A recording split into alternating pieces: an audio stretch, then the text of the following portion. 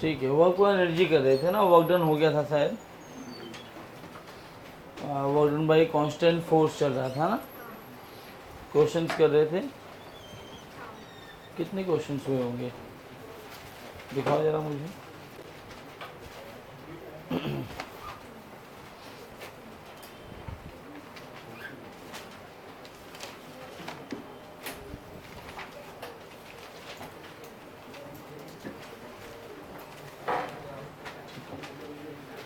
तो हम लोग वर्क बाय एनर्जी कर रहे थे, उसमें हम लोग work done bye constant force, variable force और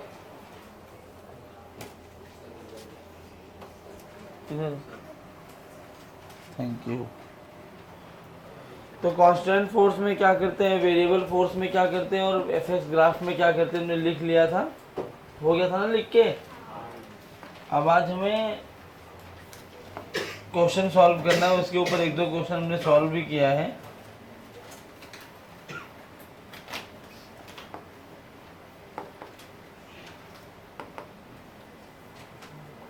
क्या हो गया इसको,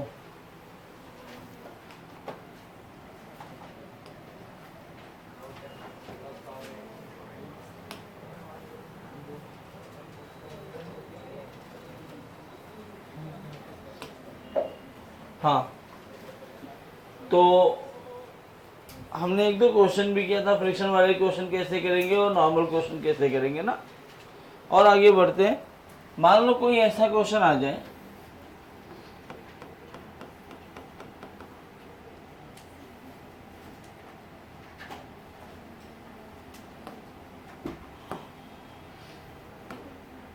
जिसमें एक पुली लगी है कुछ ऐसे,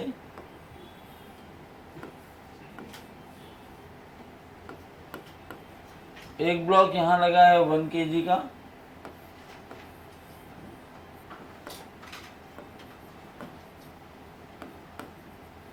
एक ब्लॉक यहाँ लगा है 2 kg का, ऐसे इसको रोक के रखा हुआ है और फिर छोड़ देते हैं। If system is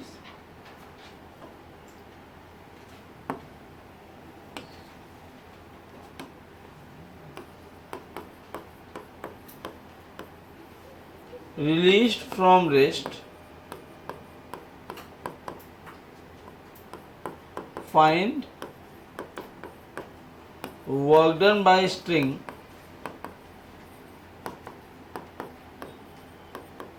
in 2 seconds। Try करो जरा, क्या करोगे पहले, वर्क डन के लिए क्या क्या चाहिए होगा आपको, फोर्स और डिस्प्लेसमेंट। किसका वर्क डन पूछा है, वो स्ट्रिंग का। स्ट्रिंग कौन सा फोर्स लगाती है, टेंशन, तो पहले आपको टेंशन निकालना होगा और डिस्प्लेसमेंट के लिए ए निकालना पड़ेगा, S is equal to U T plus half A T square लगाओगे, फिर टेंशन निकालो, डिस्प्लेसमेंट निकालो, मल्टीप्लाई करो। आपको क्या क्या आया इस क्वेश्चन में,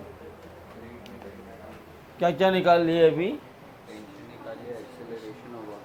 और मल्टीप्लाई कर दिया, आ गया क्या,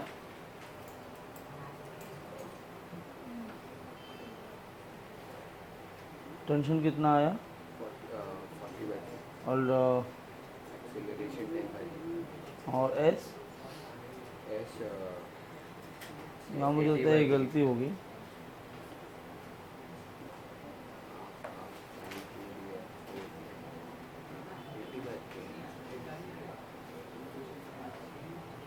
हाफ 80 स्क्वायर है ना भाई, तो उधर हाफ 2 का स्क्वायर 2 कैंसिल हो गया तो 80/3 है। 80 इंटू 40 कितना होता है, हाँ 10।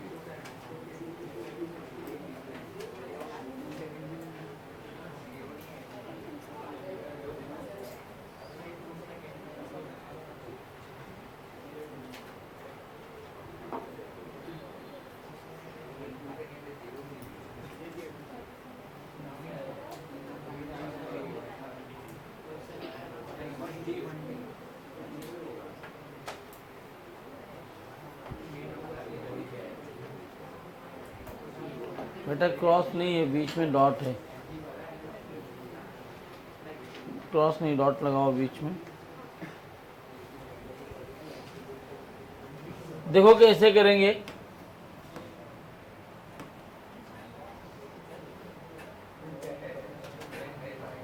यहाँ नीचे लगेगा mg जिसकी वैल्यू होगी 20, ऊपर आएगा टेंशन T, इधर लगाएंगे 10, इधर आएगा T। ये ब्लॉक नीचे गया और ये ब्लॉक ऊपर। अगर मैं इक्वेशन से लिखूँ तो क्या लिखूंगा, 20 minus T is equal to 2a,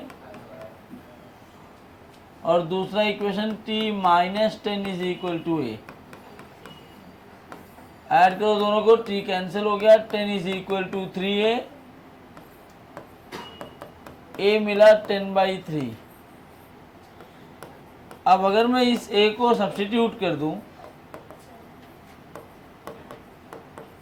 किसी भी इक्वेशन में, मैं 2 में कर रहा हूं, तो t माइनस 10 इज 10/3, या t की वैल्यू 40/3, 10 प्लस 10/3 ना। तो आपको टेंशन तो मिल गया, लेकिन क्या चाहिए वर्क के लिए, टेंशन मतलब फोर्स मिल गया, अभी डिस्प्लेसमेंट चाहिए। डिस्प्लेसमेंट आप कैसे लाओगे, तो आप यहाँ लिखो डिस्प्लेसमेंट इन 2 सेकेंड्स। तो 2 सेकेंड में डिस्प्लेसमेंट के लिए पहले तो ये फॉर्मूला लगाना पड़ेगा, ut plus half AT square. तो ut मतलब 0 into 2 plus half 10/3 into 2 square. देखो 2 2 जा 4, एक 2 ने 2 को मार दिया, डिस्प्लेसमेंट आया 20/3। कैसे, तो ये आएगा 20/3। अब आपको डिस्प्लेसमेंट मिल गया और टेंशन मिल गया। ये एक बार बताओ, ये अगर नीचे जा रहा है तो मैं 2 kg के ब्लॉक को अगर देखूं यहाँ पर, तो टेंशन तो ऊपर लगा और डिस्प्लेसमेंट ऐसे नीचे है। इनके बीच में एंगल कितना बन रहा है, 180। तो work done on 2 kg block is tension multiplied by displacement cos 180, मतलब 40/3 इंटू 20/3 माइनस में, तो माइनस 800/9 जूल। ये वर्क डन हुआ 2 kg वाले ब्लॉक पे। किसके ऊपर वर्क डन है ये, और 1 kg वाले ब्लॉक पे अगर मैं वर्क डन लिखूं तो टेंशन भी इधर ही है और डिस्प्लेसमेंट भी ऊपर ही है। तो वर्क डन आएगा T into S into cos 0। तो ये लिखा जाएगा अपना 40/3 20/3 इंटू 1 800/9।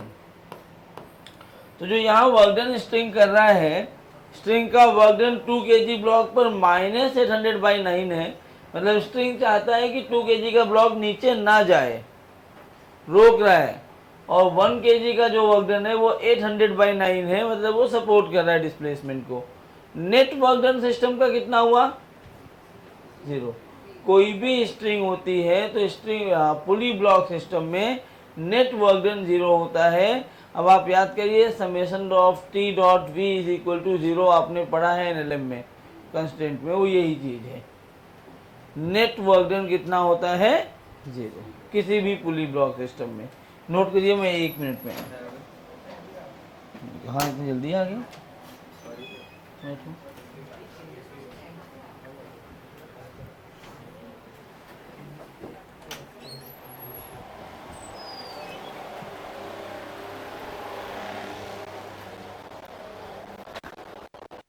पानी है नहीं है।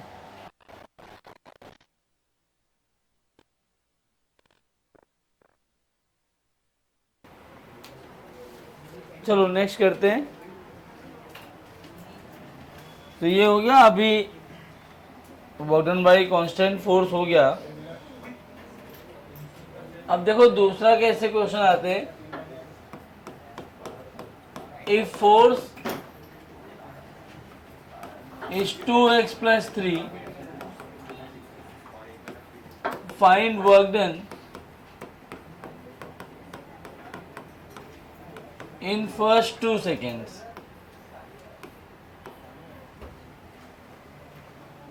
और दूसरा सवाल है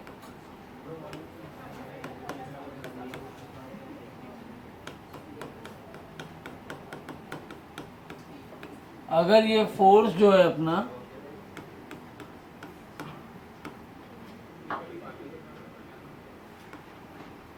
-k/x² दिया है, then find work done in displacing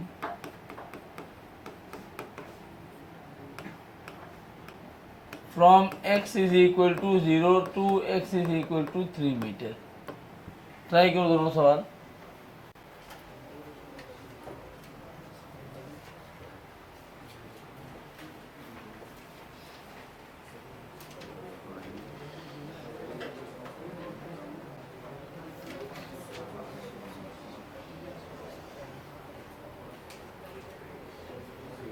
क्या करेंगे अब इसमें? फोर्स कांस्टेंट है कि वेरिएबल? कैसा सवाल है ये? कौन से पैटर्न का सवाल है? हाँ, कौन सा? इंटीग्रेशन में भी दो थे। एफ जो है वो एक्स का फंक्शन है, तो वर्क डन कैसे निकालेंगे? इंटीग्रेशन किसका? F D x. थोड़ा पढ़ लिया करो। एफ डी एक्स क्या इंटीग्रेशन करो, इंटीग्रेट। फोर्स एक्स का फंक्शन है तो वर्क डन हो जाएगा integral of F D x. ये सही था यहाँ पे जो स्प्लिट किया। यहाँ पे जब आपने इंटीग्रेट कर दिया तो ये साइन नहीं लगेगा।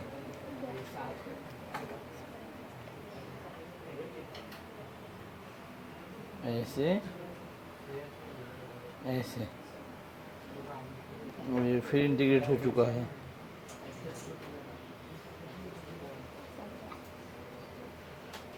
आंसर वही आएगा लेकिन तरीका थोड़ा गड़बड़ था। तो यहाँ से ये 2 और 2 कैंसिल हुआ। x की जगह अपर लिमिट रखो 2² - 0²।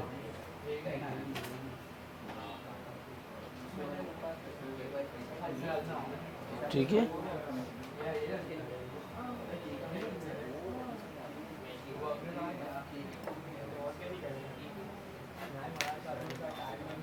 तुम्हारा भी सही है, वो भी मेथड सही है।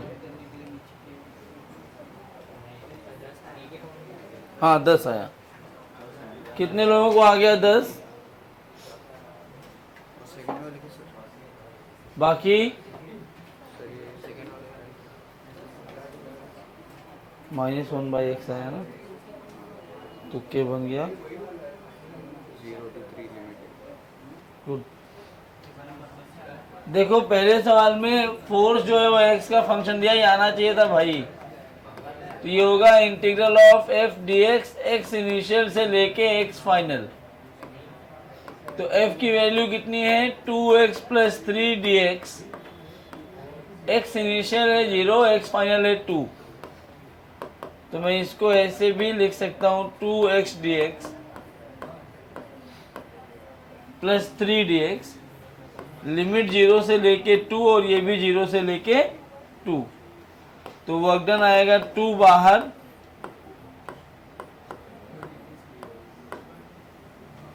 तो 2 और 2 कैंसिल हो गए, +3 बाहर, ये x 0 से लेके 2। तो वर्क डन लिखा गया 2² - 0²। आप अगर एक साथ किए होंगे तो भी कोई गलत नहीं है, लेकिन अलग अलग स्प्लिट करने से जो कॉम्प्लेक्स होता है ना, ये तो सिंपल था हो गया, कॉम्प्लेक्सिटी गायब हो जाती है। इसलिए हम अलग अलग करना ही मैं सिखा रहा हूँ तुम्हें। ये आएगा यहाँ पे 10।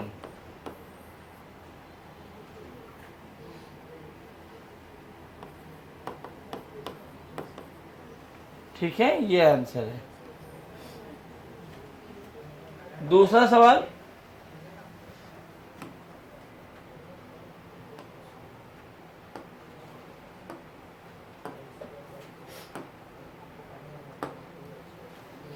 ये वाला सवाल देखो, या क्या ट्राई आप लोगों ने?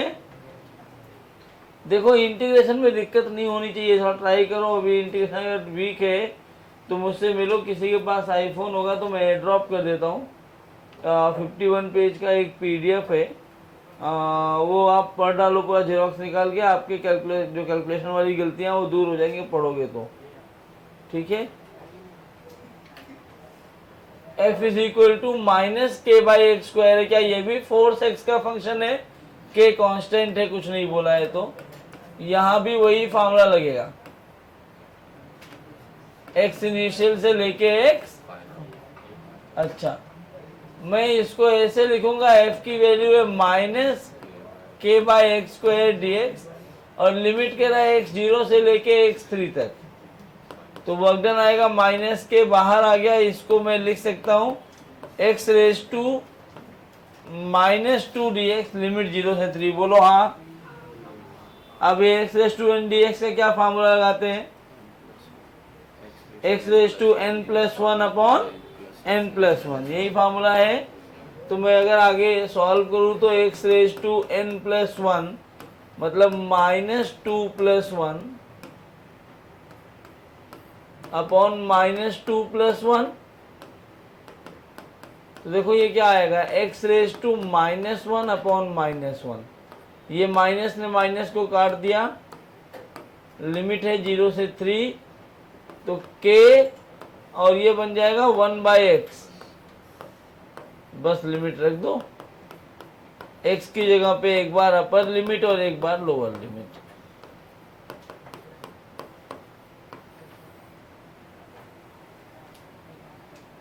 ठीक है, एक्चुअली इसका आंसर जो है ना वो -∞ होना चाहिए अगर सही देखोगे तो, क्योंकि 1/3 -1/0 है और 1/0 -∞ हो जाएगा वो, तो इन्फिनिटी में से 1/3 माइनस करोगे तो इन्फिनिटी ही लेना चाहिए, लेकिन k/3 भी चलता है। अब वो ऑप्शन पे डिपेंडेंसी रखेगा अपना।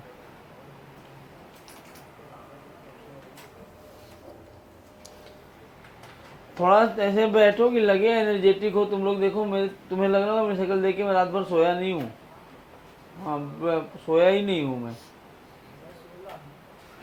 अरे वाह, सो जाऊंगा मैं 10:30 के बाद, परेशान क्यों हो रहे हो।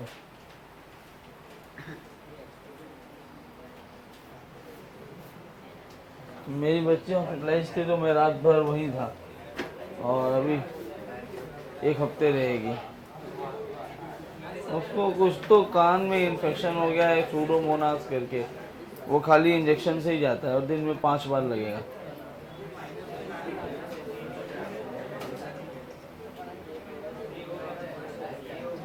इन्फेक्शन नहीं है, बैक्टीरिया है कोई, बहुत खतरनाक बैक्टीरिया है,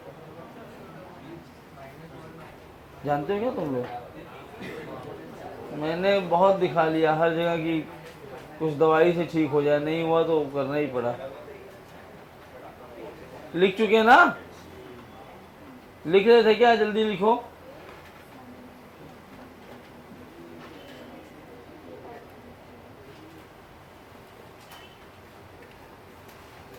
दूसरा वाला नहीं लिखे अभी तक, देख रहे थे क्या लिखना है क्या।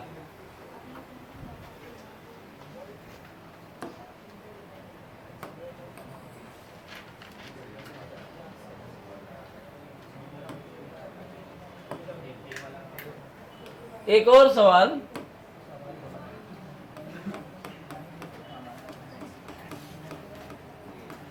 बच्चों आपस में बात मत करो। If force acting on a body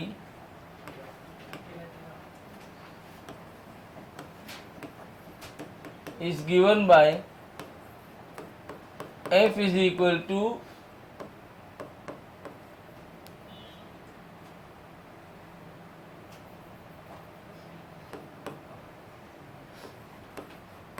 to X I cap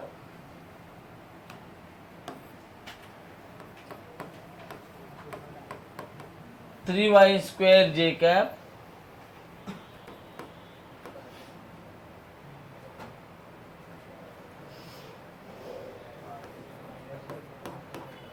plus Z K cap.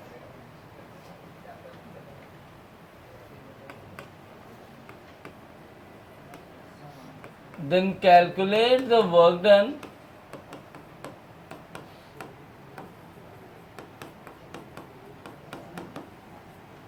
in displacing from 0, 1, 0 meter to 2, minus 1, 1 metre. अब ये कौन सा फंक्शन है? सेकेंड वाला फंक्शन। क्या था वो? X I cap Y J cap का और जेड के कैप का फंक्शन है। कैसे करते हैं? Integral of function of X D X plus function of X D Y plus function of X D Z, और सबको अलग अलग इंटीग्रेट करके ऐड करना है। ट्राई करो।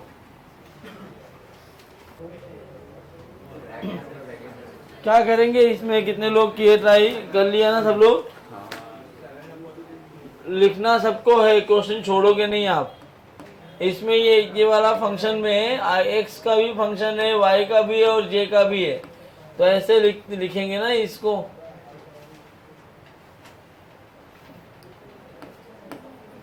To X D X plus 3y square D Y plus Z D Z, और limit है x1, y1, z1, x2, y2 और z2। तो 0 से लेके 2 आवाज नहीं। x1 ये है, x2 ये है, तो लिमिट x इनिशियल हो गया 0, x फाइनल हो गया 2, y इनिशियल 1 है, y फाइनल की वैल्यू -1 है, z इनिशियल की वैल्यू 1 है और फाइनल की वैल्यू भी सही, इनिशियल 0 और फाइनल 1 है। अब इसको अगर इंटीग्रेट करोगे 2x dx क्या हो जाएगा? 2 बाहर, क्या ये बन जाएगा एक्स स्क्वायर बाई 2, 2 कैंसिल, ये 0 से 2। ऐसे 3 बाहर, क्या ये बन जाएगा वाई क्यूब बाई 3, 1 से -1, और ये हो जाएगा जेड स्क्वायर बाई 2, 0 से लेके 1, ये 3 और 3 कैंसिल।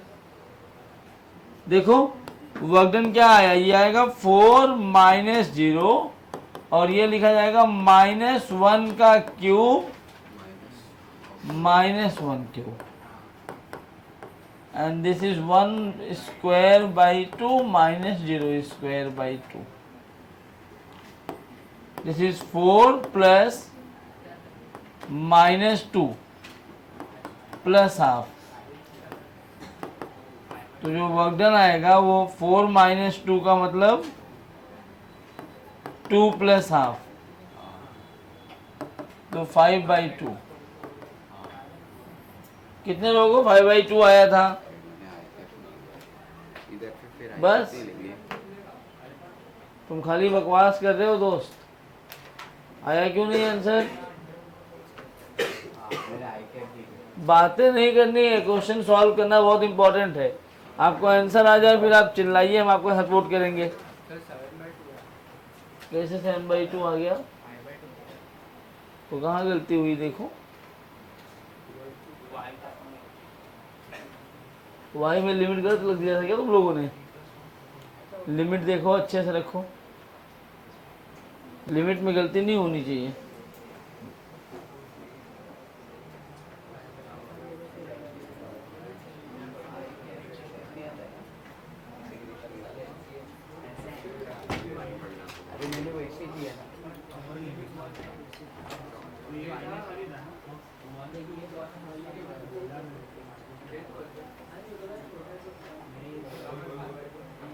आज अभी और लेक्चर है, एक ही है आपका? 12 बजे? 11 बजे किसका?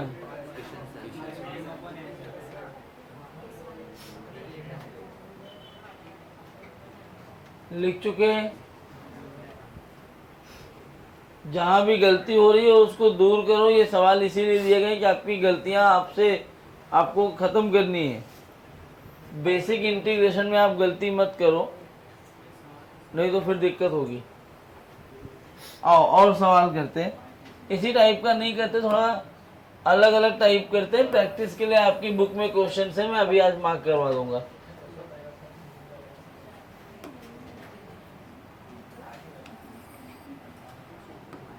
अगर एक सवाल मेरे को ऐसा मिल जाए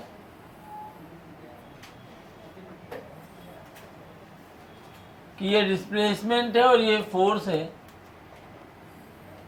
एक पार्टिकल ऐसे चला,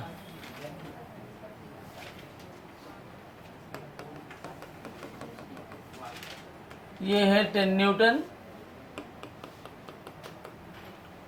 ये है 5 न्यूटन, ये रहा 10 मीटर, ये 15 और ये 25, और ये आपका ओरिजिन है 0। मैंने पूछा कि find work done in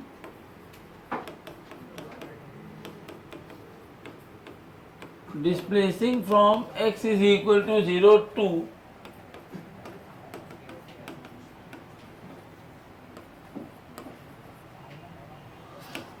x is 25 मीटर। क्या करेंगे इस सवाल में? Area under curve. Good, try करो।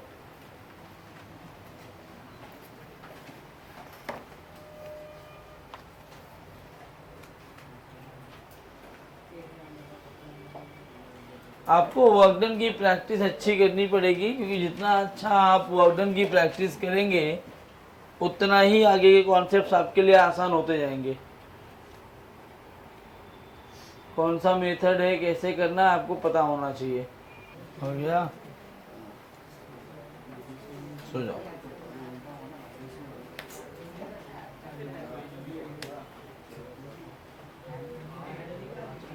क्या करेंगे इस सवाल में? कुछ नहीं करेंगे।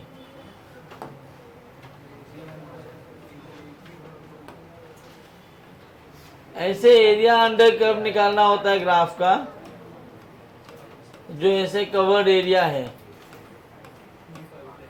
तो इसका एरिया अंडर कर्व निकालोगे तो इस पार्ट का वर्क डन क्या आएगा? देखो ये ट्रायंगल बन रहा है, तो हाफ इंटू इसका बेस इंटू इसकी हाइट, क्या ये हो जाएगा 50। इसका भी वर्क डन निकालोगे तो 50 आना चाहिए। इसको 1 बोल दो, इसको 2, तो हाफ इंटू बेस 15 से 25 इंटू हाइट, तो ये भी आ गया 50।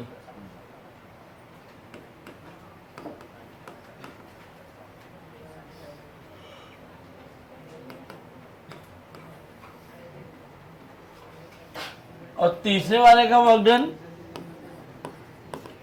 हाफ इंटू इसका बेस कितना है 5, हाइट भी 5। हाँ, अब ये यहाँ पे -5 में आंसर आएगा, क्योंकि हमने लिखा था कि फोर्स और displacement are taken with sign, लिखा हुआ है ना, जो भी अप्रोप्रिएट साइन दिया है ग्राफ में।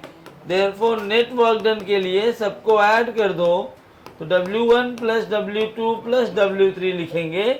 तो W1 कितना है 50, W2 कितना है 50, W3 कितना है -25/2, तो 100 जा 200 -25 175/2। कितने लोग सही थे? बस कम हाथ खड़े हो रहे हैं। क्या करोगे इसको सॉल्व करने के लिए? वही तो करना है जो हर बार कर रहे हो। सॉरी, एरिया अंडर कर्व निकालना है, तो ये वाला एरिया अंडर कर्व, फिर ये वाला एरिया अंडर कर्व, और फिर ये वाला एरिया अंडर कर्व। जरा देखो, अगर मैं इसको नाम दे दूं कि OABCDE और F, तो आपको दिख रहा है जो OAB है वो एक ट्राइंगल है। OAB ट्राइंगल के लिए एरिया क्या लिखोगे, जिसको मैं W1 बोल रहा हूँ, half into base into height. क्या 4 5 या 20 आ जाएगा? ये नहीं, 10 5 या 50। ठीक है। और दूसरा जो पार्ट है, ये ABCD, क्या ये रेक्टेंगल बन रहा है? इसके लिए वर्क डन क्या आएगा बोलो?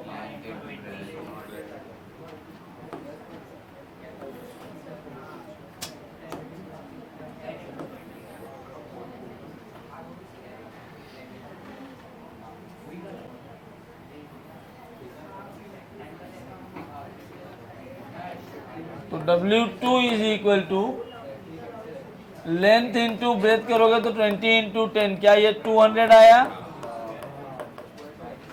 और तीसरा वाला पार्ट अगर हम देखते हैं तो ये ट्रेपेजियम बना रहा है, और ट्रेपेजियम होता है half into sum of parallel sides into distance between them. कितना डिस्टेंस है, ये है डिस्टेंस, सॉरी। तो ये कितना हो जाएगा 50 25 125। देयरफॉर टोटल वर्क डन आएगा W1 plus W2 plus W3। तो W1 मतलब 50, W2 मतलब 200, W3 इज 125, तो 375। क्या कितने लोगों को 375 आया था? चलो कुछ तो हाथ खड़े हो रहे, लेकिन जिनको नहीं आ रहा है सीखो भाई, वैसा मत करो। आप जेई के बैच में हो, इतना करो, ये तो सीईटी को भी करना चाहिए। थोड़ी सी मेहनत घर से करके आओ बस।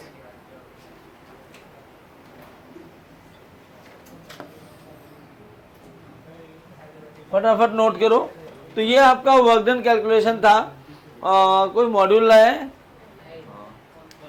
दे दो, मैं कौन सा मांगूंगा दोस्त। सुबह सुबह ऐसा कोई पदार्थ मत लेके आओ कि दिमाग काम ना कर रहा हो। हम फीस करके तो मैथ्स का मॉड्यूल दिखा रहे हैं। कहाँ मिलता है ये माल? वही वाला जो फूक के बैठा है वो।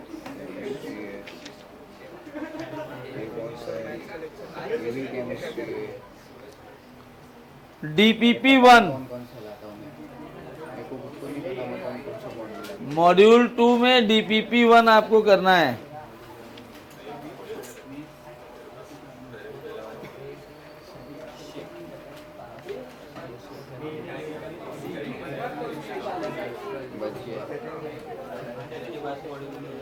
मॉड्यूल 2 में DPP1 और पेज नंबर 9 पर जो एक्सरसाइज है, एक्सरसाइज का क्वेश्चन नंबर 1 से 16, 1 से 16।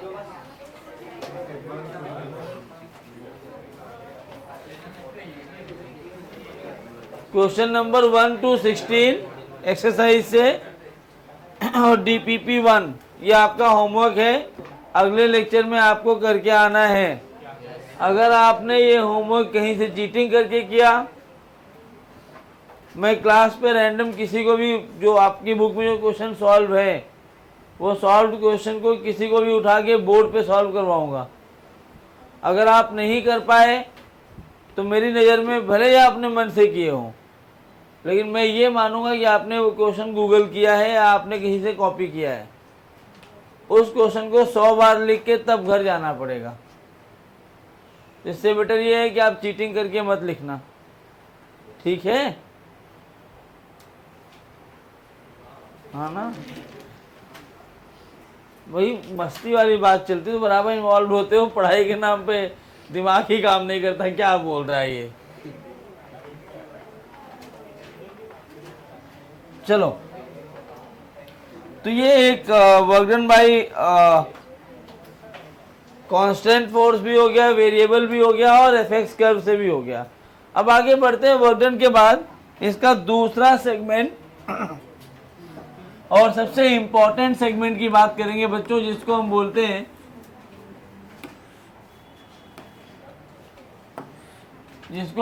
एनर्जी। क्या होती है energy? What is energy? Ability to do work या कैपेसिटी ऑफ डूइंग वर्क, जो भी लिखना है। ये क्या होता है? Ability to do. बस अब थोड़ी देर आवाज़ बंद कर लो, आवाज़ आई तो बहुत मारूंगा मैं, हाँ बता रहा हूँ पहले ही। एबिलिटी टू डू वर्क को क्या बोलते हैं हम लोग? एनर्जी, या कैपेसिटी ऑफ डूइंग वर्क बोल सकते हो, इसको क्या बोलेंगे? एनर्जी। अब मुझे एक बात बताओ, कितने टाइप की एनर्जी होती है?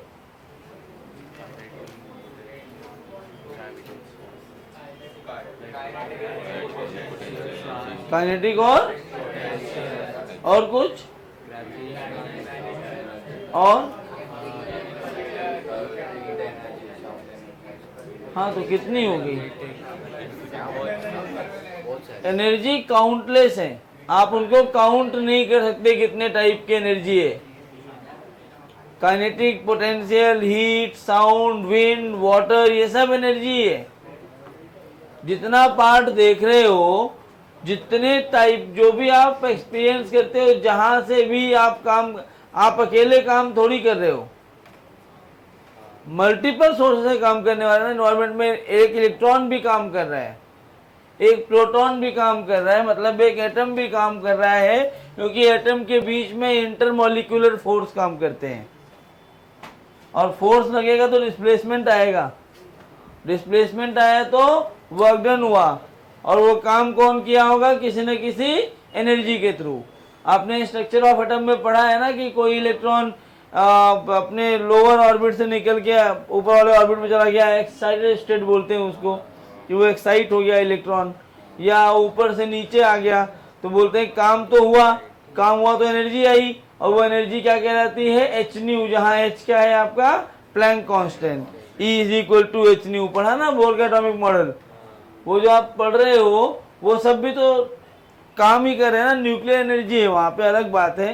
तो बहुत टाइप की एनर्जी हो सकती है, wind, heat, thermal, nuclear, chemical, sound, water, ये सब एनर्जी के टाइप हैं। समझ में आ रहा है मैं क्या बोल रहा हूँ? बहुत सारी एनर्जी होती है। तो आप एनर्जी को ऐसे कैटेगराइज नहीं कर सकते कि एनर्जी कितने टाइप की है। हाँ, लेकिन एक काम कर सकते हैं कि एनर्जी अगर कोई पूछे कितने टाइप का है, तो आप ये तो नहीं बोल सकते ना कि बहुत टाइप का है। अगर मैंने आपसे पूछा कि एनर्जी कितने टाइप की है, तो आपका आंसर ये नहीं हो सकता कि बहुत टाइप की है। आपका आंसर कुछ तो होना चाहिए ना। जब बाद में एनालाइज किया गया तो लोगों ने देखा यार कि ये जो एनर्जी है तो बहुत सारी, लेकिन इन सब एनर्जी में कुछ सिमिलरिटी दिखती है। वो सिमिलरिटी क्या है और उनमें डिफरेंस क्या है, वो आपको यहाँ समझा रहा हूँ मैं। तो ऐसा देखा गया कि कुछ पार्टिकल जो है ना, वो मैकेनिक्स की प्रॉपर्टी के कारण एनर्जी रखते हैं अपने पास। क्यों रखते हैं एनर्जी? मैकेनिक्स की प्रॉपर्टी के कारण। कौन कौन सी प्रॉपर्टी है मैकेनिक्स की? मैकेनिक्स मतलब मोशन की वजह से, पोजीशन चेंज करने की वजह से, डायमेंशन चेंज होने की वजह से कुछ एनर्जी आती है।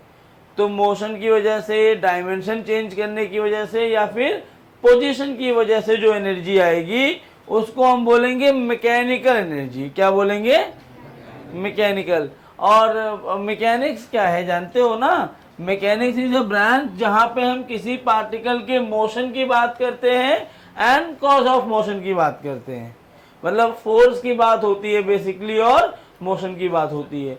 तो किसी ऑब्जेक्ट पर फोर्स लगाने से या मोशन से जो एनर्जी, मैकेनिक्स की प्रॉपर्टीज से बेसिकली बोलो, जो एनर्जी आएगी उनको आप क्या बोलते हो? मैकेनिकल।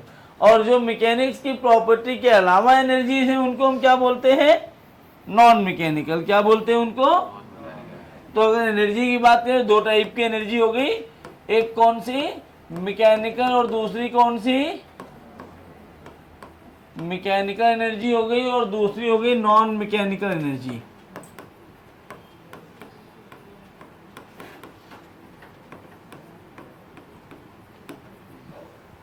मैकेनिकल एनर्जी क्या चीज है?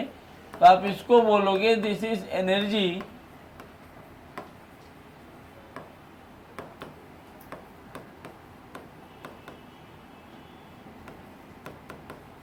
Due to mechanics.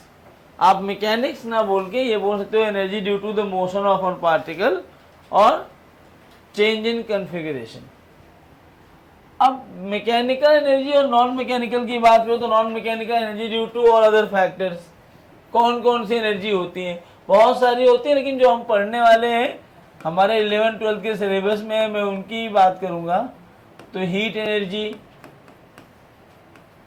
Thermal energy, हालांकि दोनों एक ही है लेकिन मैं अलग अलग लिखता हूँ। हाइड्रो एनर्जी, हाइड्रो एनर्जी का मतलब होता है वो जो पानी से बिजली बनाते हैं ना, वो वाला है, हाइड्रोस्टैटिक्स में पढ़ते हैं हम, फ्लूइड मैकेनिक्स, ठीक है। और उसके बाद आता है साउंड एनर्जी, साउंड भी एक एनर्जी का ही पार्ट है। फिर आप पढ़ोगे लाइट एनर्जी, ऑप्टिक्स एक पूरा चैप्टर ही है। उसके बाद फिर हम पढ़ने वाले हैं न्यूक्लियर एनर्जी, ये भी एक एनर्जी है, और केमिस्ट्री में आप बार बार पढ़ते हो कौन सी एनर्जी, केमिकल एनर्जी, तो केमिकल एनर्जी भी एक पार्ट है। और ऐसे बहुत सारी एनर्जी बनती चली जाएंगी। तो लेकिन इन सब एनर्जीज को आप क्या बोलोगे, नॉन मैकेनिकल एनर्जी। और इम्पॉर्टेंट पार्ट ये है, ये सब आपको पढ़ने के लिए एक एक चैप्टर मिलेंगे। चैप्टर का एक पूरा यूनिट होता है एक एक टॉपिक का। इस चैप्टर में हम खाली मैकेनिकल एनर्जी पर कंस्ट्रेंट हैं, और ये मैकेनिकल एनर्जी दो पार्ट में बटी होती है, ध्यान से देख लो फिर लिख लेना। एक पार्ट है काइनेटिक एनर्जी और दूसरा पार्ट होता है पोटेंशियल एनर्जी। काइनेटिक एनर्जी क्या चीज है, what is kinetic energy, energy due to motion of an object ना। तो ये क्या है, this is energy due to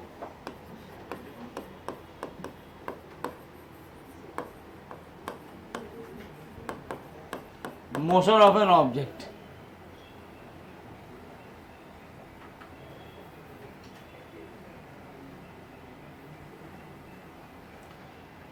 इसके लिए फार्मूला क्या होता है,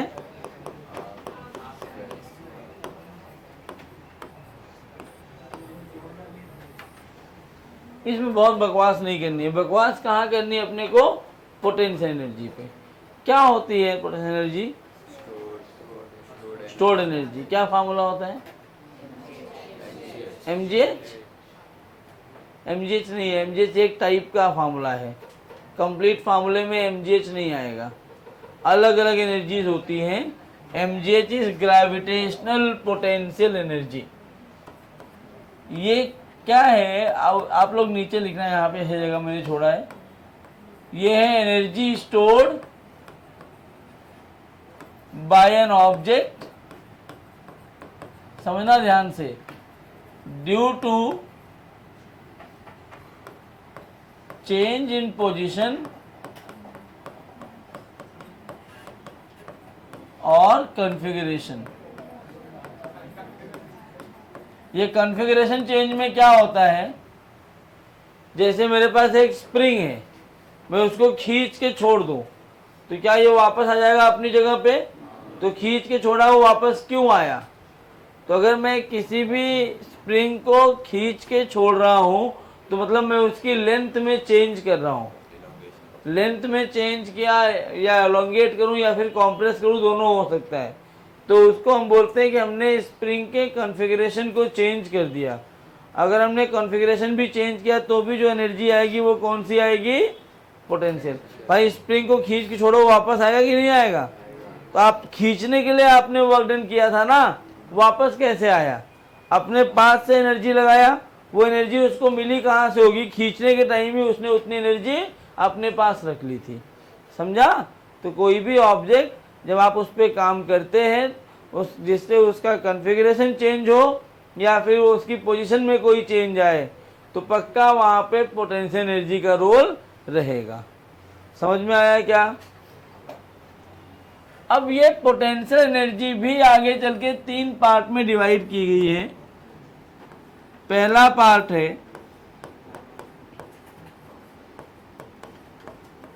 ग्रेविटेशनल पोटेंशियल एनर्जी, और ये आप पढ़े हो, this is energy due to gravity. कौन सी एनर्जी की बात हो रही है, एनर्जी ड्यू टू, जो आप बोलते हो mgh, हालांकि mgh कोई एनर्जी होती ही नहीं है, आप पोटेंशियल एनर्जी कैलकुलेट ही नहीं कर सकते। ये भी एक इंटरेस्टिंग फैक्ट है। वो चेंज इन पोटेंशियल एनर्जी होती है। मैं भी बता दूंगा आपको क्या है वो, कैसा है। दूसरा पार्ट है इसका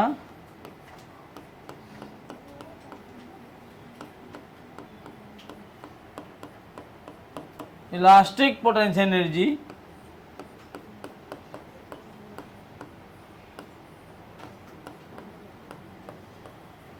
जिसका मतलब है एनर्जी स्टोर्ड इन स्प्रिंग, अभी हम लोग बात कर रहे थे। और तीसरा होता है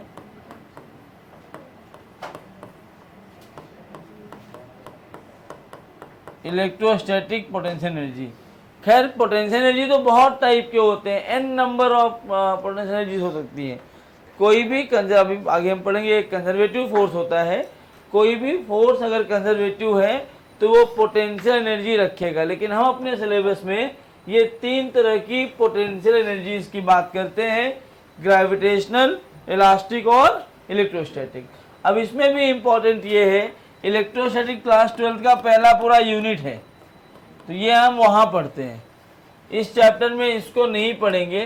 तो जो वर्क फॉर एनर्जी नाम का चैप्टर है वो बेसिकली काइनेटिक एनर्जी की बात करता है और इन 2 टाइप की पोटेंशियल एनर्जी के बारे में खूब डिटेल में बात करता है ये चैप्टर।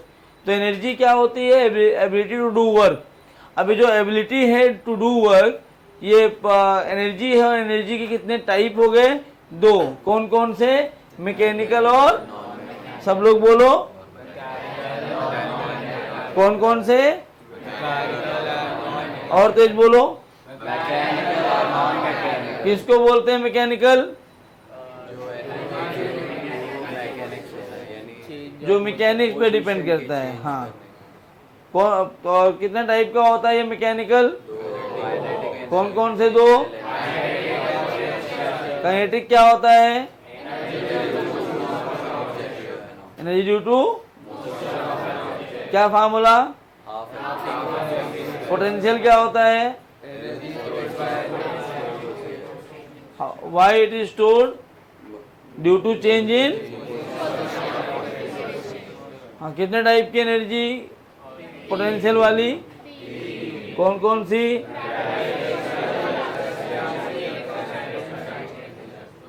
हाँ। नॉन मैकेनिकल क्या होता है? Energy due to other factors, तो मतलब अदर देन मैकेनिक्स। तो अगर अदर देन मैकेनिक्स के फंक्शन की बात करेंगे, बहुत सारे फैक्टर्स होते हैं, उन्हीं फैक्टर्स से क्या बनेगा? Non mechanical. सबको याद रहेगा ये? पक्का? आगे बढ़े, चलो। तो ये एक बात हुआ। अच्छा, एक और चीज़ यहाँ पे याद रख लेनी है, मैं यहाँ लिख दे रहा हूँ, इसीलिए मैंने आपको बोला था कि शायद मैं भूल जाऊँ कुछ तो लिखवा दूंगा। इसका भी यूनिट वर्क डन के बराबर ही होता है, क्योंकि एबिलिटी टू डू वर्क ही तो है। जितनी काम करने की औकात है वो औकात देगा कौन? एनर्जी। तो जो औकात काम करने की होगी, जो यूनिट, वही यूनिट इसकी भी है, और ऐसे क्वांटिटी भी वैसी होगी। आप बताइए, वर्क डन की ऐसी क्वांटिटी है, स्केलर की वेक्टर? आधे लोग नहीं पता है, ये लिखवाया भाई, देखो नोट करो। 1-2 लेक्चर ऐसे आपका बीच में भी डिस्टर्ब रहेगा, जब तक फोन आएगा वहाँ पे तो काम रहता है। अच्छा है, डिस्टर्ब हो रहा है? किसको अच्छा लग रहा है ये? हाँ, डिस्टर्बेंस होना चाहिए। टाइमिंग बहुत खराब है बोलने की।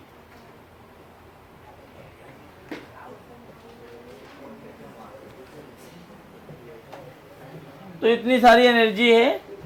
काइनेटिक के बारे में बकवास नहीं करेंगे, वो हाफ mv² ही होता है। हमें पढ़ना है पोटेंशियल एनर्जी इन डिटेल। उसके पहले एक थ्योरी वाला पार्ट और है, वो करेंगे तब पोटेंशियल चालू कर पाएंगे।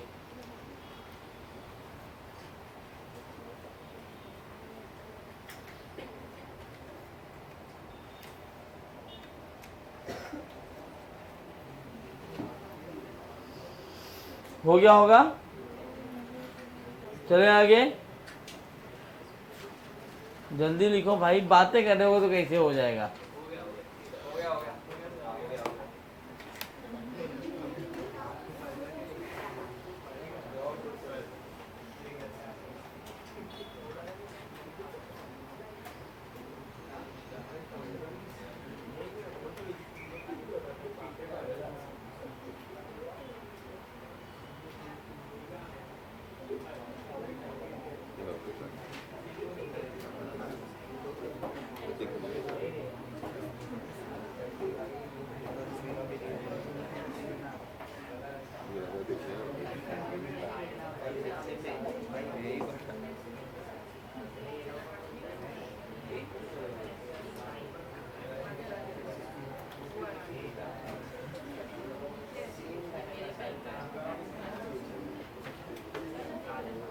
कितने लोग बचे हैं लिखने के लिए अभी?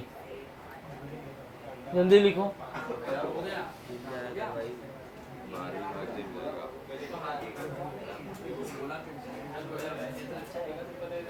एक बार लिख दो बोर्ड, 2-4 साल तक लिखते रहो फिर। तो थोड़ा राइट लिखने की स्पीड बढ़ाओ। देखो जो फोर्सेस है ना, बस अब आवाज बंद। जो फोर्सेस है उनको दो पार्ट में फिर से बांट सकते हैं हम लोग। कोई भी फोर्स जो अभी आपने पढ़ा है, चाहे वो वेरिएबल हो, कांस्टेंट हो, कैसा भी फोर्स हो, उन सारे फोर्सेस को दो पार्ट में बांटा जा सकता है। कौन से दो पार्ट में बांटते हैं? एक को हम बोलते हैं कंजर्वेटिव फोर्स, और दूसरा कौन सा होता है? Non conservative force.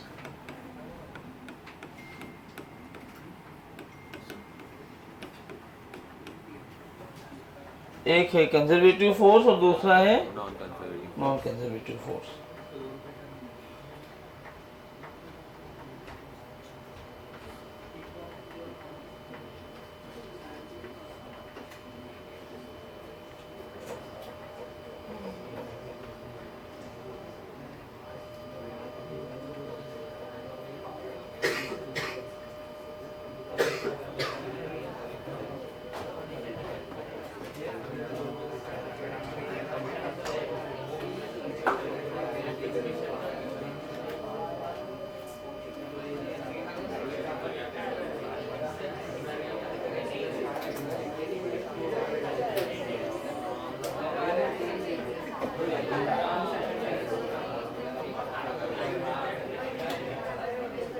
हाँ, तो एक कंजर्वेटिव फोर्स है और एक नॉन कंजर्वेटिव फोर्स है। दो तरह के फोर्सेस होते हैं।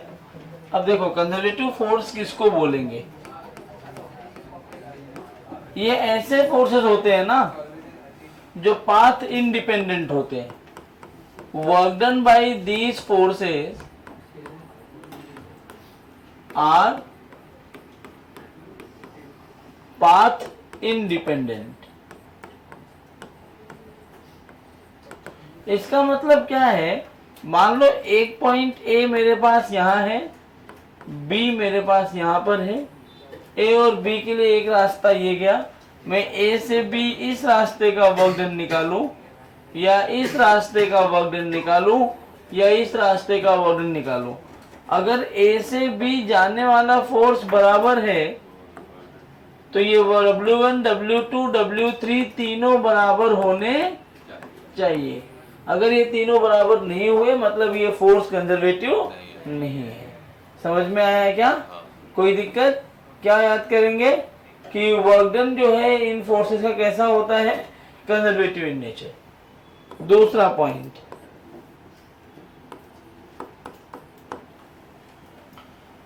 Work done by these forces are reversible in process। Reversible का मतलब समझते हो? दो तरह का प्रोसेस होता है, एक रिवर्सिबल और एक इरिवर्सिबल। रिवर्सिबल में क्या होता है? जितना आप काम कर रहे हो वो आपको वापस मिल जाएगा। ठीक है। और तीसरा वर्क डन बाय दीज की आपको याद रखना है, जैसे मुझे याद है वैसे आपको भी याद होना चाहिए। Work done by these forces are forces in a close loop.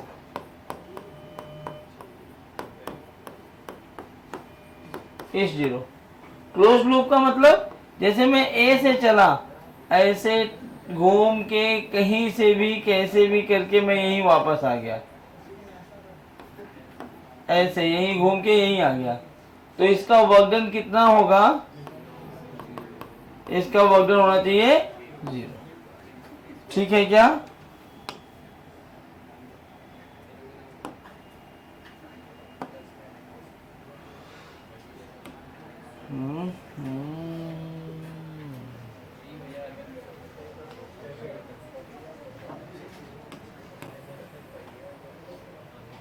हाँ, नेक्स्ट पॉइंट है इसमें कि क्लोज लूप में 0 हो गया। तीसरा पॉइंट यहां पर जो हम पोटेंशियल एनर्जी लिखते हैं ना, it can be defined for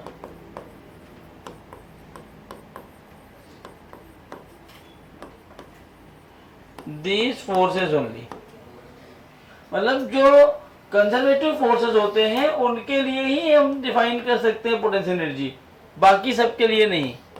कौन कौन से एग्जाम्पल है? एग्जाम्पल तो बहुत फोर्स हो सकते हैं, कोई भी फोर्स हो कंजर्वेटिव बोल सकता है जो पाथ इंडिपेंडेंट है, लेकिन हमारे काम का कौन कौन सा है? Gravity, spring force, electric force etcetera are the examples of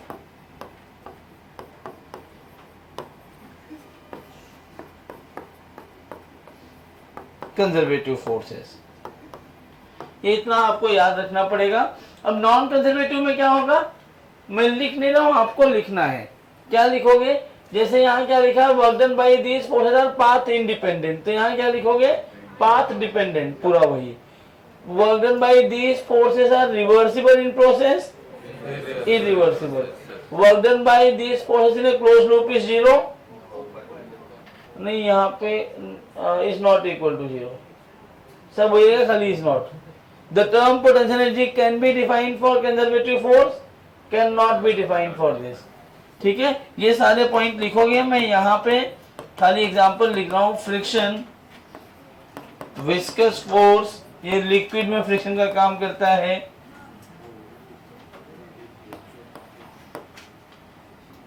resistive force,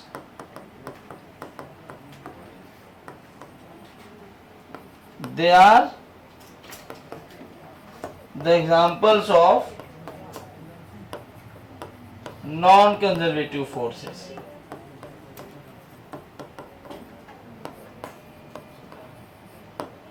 आप ये पूरा दोनों चार्ट बनाइए, जो मैंने बोला वो लिखिए। यहाँ पाथ डिपेंडेंट लिखना है, इरिवर्सिबल लिखना है, इज नॉट 0 लिखना है, कैन नॉट भी लिखना है। ट्राई करो, ये पूरा नोट करो, फिर हम पोटेंशियल चालू करते हैं। मैं आया 1 मिनट में, चिल्लाना मत। तो ये हमारा बेसिक कंजर्वेटिव फोर्स और नॉन कंजर्वेटिव फोर्स है। अब आपको चीजें याद रखनी होंगी कि पाथ इंडिपेंडेंट फोर्सेस के लिए ही हम क्या डिफाइन कर सकते हैं? Potential energy. कभी भी अगर पोटेंशियल एनर्जी कैलकुलेट करनी होगी तो हम क्या ध्यान देंगे कि क्या फोर्स कंजर्वेटिव है। अगर फोर्स कंजर्वेटिव नहीं है तो क्या आप लिख पाओगे? क्या फोर्स कंजर्वेटिव नहीं है तो आप लिख पाओगे? क्या नहीं लिख सकते। आओ आगे बढ़ते हैं। अब हम पोटेंशियल एनर्जी की बात कर लेते हैं कि पोटेंशियल एनर्जी क्या चीज होती है। बताइए क्या है पोटेंशियल एनर्जी? तो mgh पोटेंशियल एनर्जी नहीं होती। पहले तो आप अपने दिमाग से चीज निकालिए। कोई भी बोले पोटेंशियल एनर्जी क्या है तो आपको ये डेफिनेशन देना है। जैसे mgh आप क्यों बोलते हो? मान लो ये पेन यहाँ रखा हुआ है इस जगह पे, और अभी इस पे कौन सा फोर्स लग रहा है? mg, ग्रेविटी, और ऊपर क्या लग रहा है? नॉर्मल सॉरी, अगर इस पूरे को एक सिस्टम मानो तो नॉर्मल तो इंटरनल फोर्स हो गया। अब मैं इस फोर्स को यहां भी नीचे कौन लग रहा है? ग्रेविटी कैसा फोर्स है? कंजर्वेटिव, अभी लिखा हम लोगों ने। तो अगर मैं इसको एकदम धीरे धीरे करो, बिल्कुल वेलोसिटी इसके ऊपर ना आए, धीरे धीरे इसको ऐसे ऊपर लेके जाऊं, दिख रहे? तो मैं इसको अगर mg के अगेंस्ट धीरे धीरे ऊपर लेके जा रहा हूं तो ऊपर ले जाने का मतलब I am doing some work on it, क्योंकि नीचे कौन? mg लग रहा है ना। क्या mg के अगेंस्ट मैं कुछ काम कर रहा हूं? mg कौन सा? अरे कर तो रहा हूं ना भाई। mg के अगेंस्ट में कुछ काम कर रहा हूं, तो जो मेरा mg है वो कंजर्वेटिव फोर्स है, उसके अगेंस्ट में जो भी काम करूंगा वो इसके अंदर स्टोर हो जाएगा। मान लो मैं यहां से धीरे धीरे उठा करके इसको यहां लेके आऊं और यहां से छोड़ दूं, तो क्या होगा? जहां से छोड़ा था वहीं वापस आ जाएगा। वो क्यों वापस आएगा वहीं पर? क्योंकि मैं यहां से यहां जाने में जो काम किया वो पूरा वर्कडन इसने अपने अंदर स्टोर कर लिया और उसी वर्कडन को आपने क्या नाम दिया? Potential energy. क्या आपको पोटेंशियल एनर्जी की डेफिनेशन समझ में आई है? क्या बोलेंगे हम लोग? बिल्कुल सिंपल सी डेफिनेशन है कि work done by external force. ध्यान से समझना, अब बार बार मैं नहीं बताऊंगा, हर एक चैप्टर में ये काम आएगा। Work done by external force against a conservative force. किसके अगेंस्ट बात हो रही है?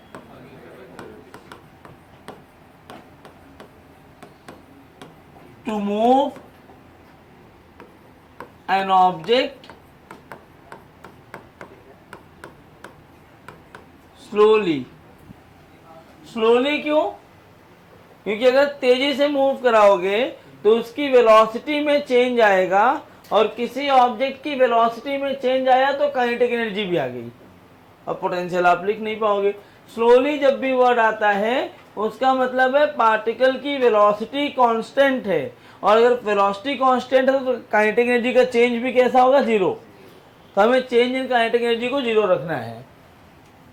Work done by external force against a conservative force to move an object slowly from one point to another,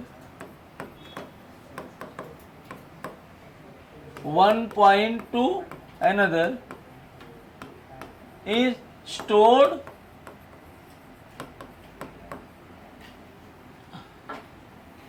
या ऐसा लिख दो, is equal to change in potential energy। वो पोटेंशियल एनर्जी के बराबर नहीं होता। किसके बराबर होता है वो?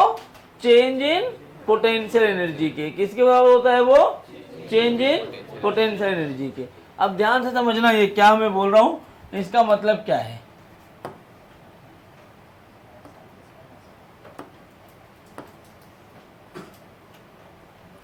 मान लो ये ग्राउंड है,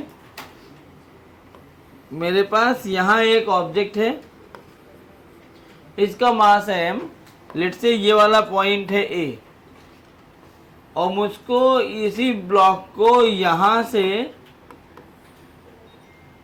h हाइट ऊपर B पॉइंट पर लेके जाना है। कहाँ लेके जाना है? B पॉइंट पे। अब जरा ध्यान से देखना, यहां जो फोर्स लग रहा होगा, क्या इसके ऊपर ऐसे ग्रेविटी नीचे लग रही होगी mg? सही बोल रहा हूं मैं?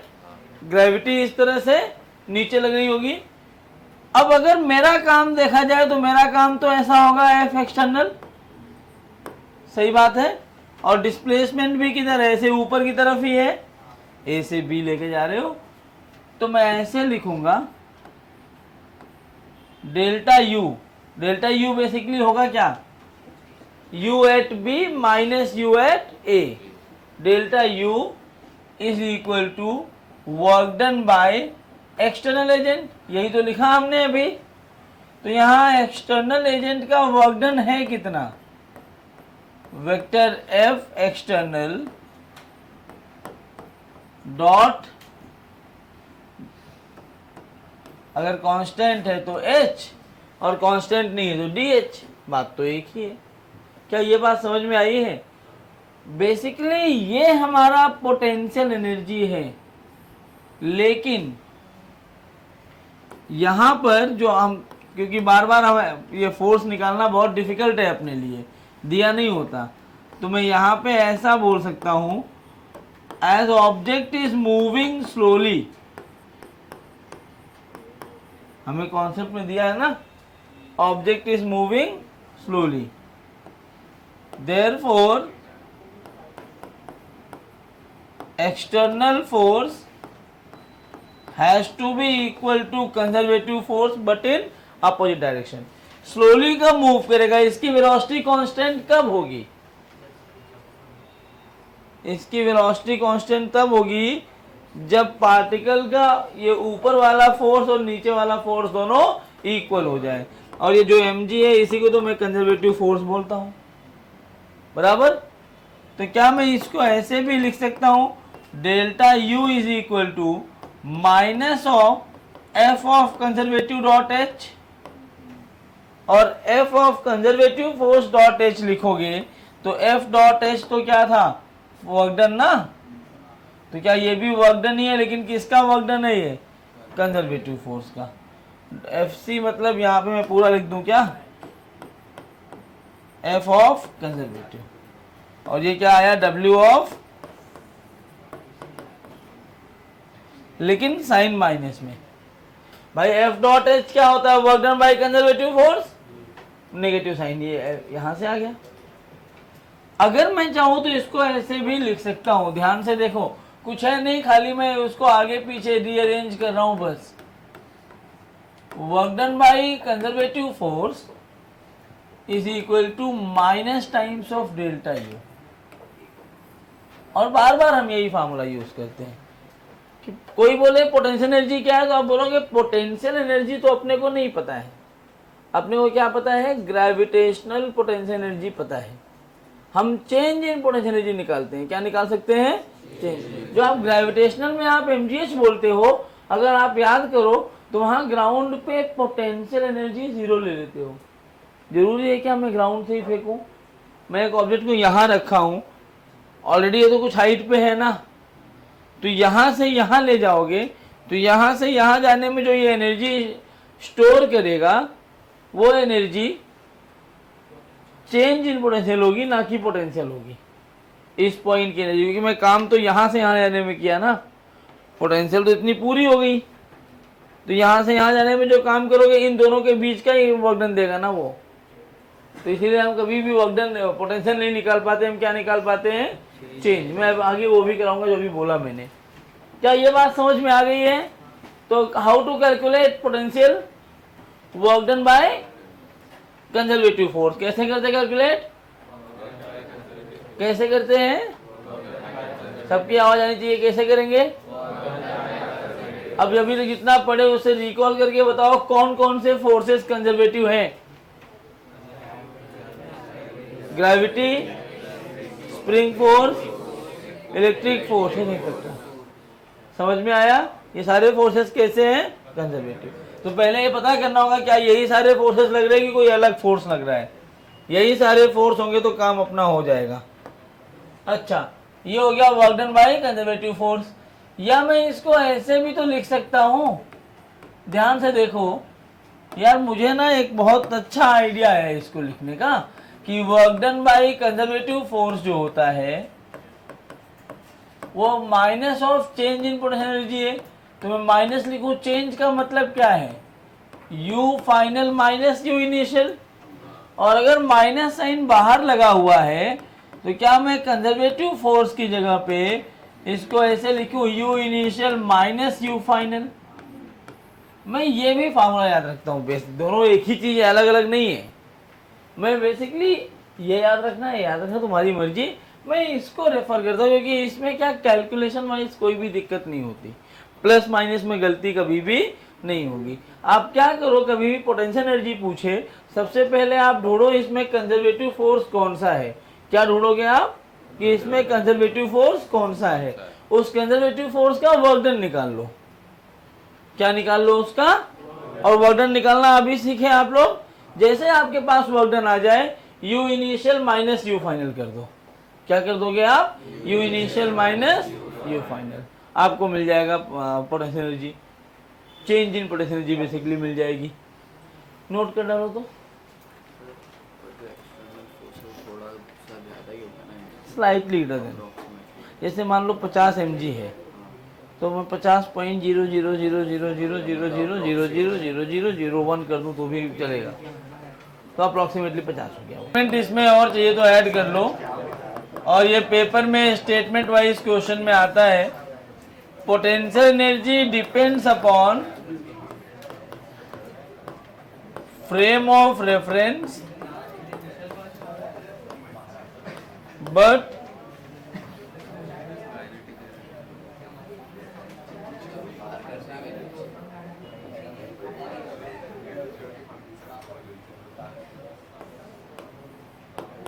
but change in potential energy is independent from the frame.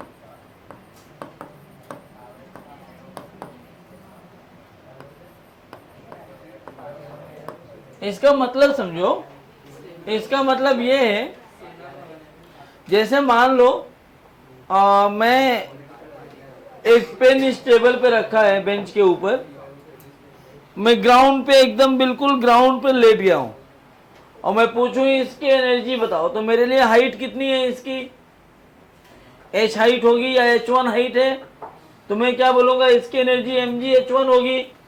और जो यहीं बैठा है उसको क्या लगेगा, ये तो मेरे लेवल पे ही है, इसके लिए हाइट कितनी हुई 0, तो इस बोलेगा इसकी एनर्जी 0 है। ग्राउंड के फ्रेम में कितनी आई mg h1 और बेंच के फ्रेम में कितनी आ गई 0। ग्राउंड के फ्रेम में कितनी आई ग्राउंड के फ्रेम में कितनी आई mg h1 और बेंच के फ्रेम पर 0। अब मैं लेकिन यहां से उठा के यहां लेके चला गया, यहां से h2 हाइट, तो इस फ्रेम में यहाँ की एनर्जी क्या आई mg h2, इस फ्रेम में कितनी आएगी mg h1 प्लस h2। लेकिन अगर मैं इस पॉइंट और इस पॉइंट की एनर्जी का डिफरेंस निकालूं, तो यहां जितना डिफरेंस आएगा इन दोनों पॉइंट का डिफरेंस उतना ही होगा ग्राउंड फ्रेम में भी। मतलब कोई भी flame low, change in potential energy frame पर डिपेंड नहीं करता है, लेकिन अगर खाली पोटेंशियल की बात करोगे तो वो फ्रेम डिपेंडेंट होता है। इसीलिए वर्क डन आपको हमेशा चेंज इन पी देता है, ना कि पी। ये स्टेटमेंट नोट करें ना, इंपॉर्टेंट है, कई बार पेपर में आया है डायरेक्ट।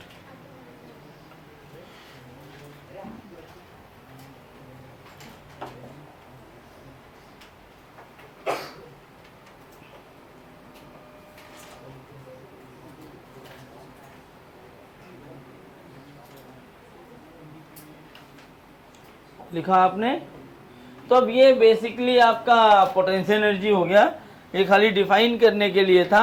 और हम सब जानते हैं जो पोटेंशियल एनर्जी हमने डिफाइन किया है, 3 तरह की पोटेंशियल एनर्जी होती है, ग्रेविटेशनल, इलास्टिक और इलेक्ट्रोस्टैटिक। इलेक्ट्रोस्टैटिक तो पढ़ना नहीं है, ग्रेविटेशनल और इलास्टिक पढ़ना है।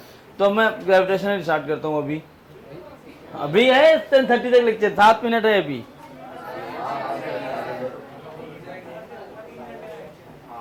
तो मैं क्या करूं, तो मेरा 2.5 घंटे का ही है और 2 ही घंटा हुआ ना, मैं तो लेट भी आया। हाँ तो आप, तुम्हारी गलती नहीं थी, तब आधे घंटे पहले ब्रेक ले लिए। ब्रेक तो ब्रेक होता है। जाओ अगले लेक्चर में कराता हूँ, आ जाओ। जिसको डाउट है मैं बैठा हूँ, पूछ लो आके।